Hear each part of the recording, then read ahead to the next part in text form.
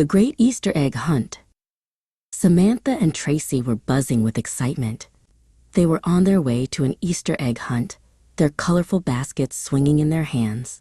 "I hope I find the most eggs," exclaimed Samantha, her eyes sparkling. The Easter egg hunt was at their friend Sydney's house. The whole house was decorated with pastel streamers and cheerful spring flowers.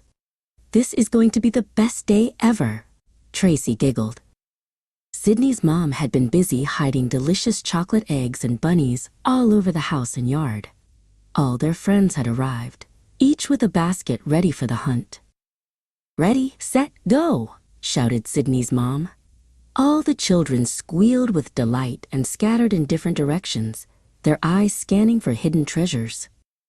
Samantha spotted a shiny, blue foil-wrapped egg tucked behind a big armchair. "I found one," she cheered, carefully placing it in her basket.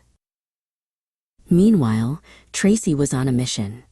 She crawled under the coffee table and discovered a big chocolate bunny with long, floppy ears. "Look what I found," she called out.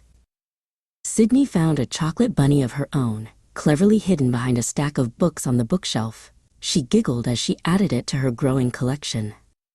Soon, everyone's baskets were overflowing with chocolate eggs and bunnies of all shapes and sizes. The air was filled with happy chatter and the sweet smell of chocolate.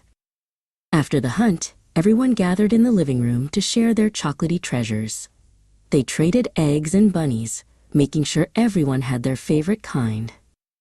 With full baskets and happy hearts, Samantha, Tracy, and Sydney agreed that this was the best Easter egg hunt ever. They couldn't wait for the next one.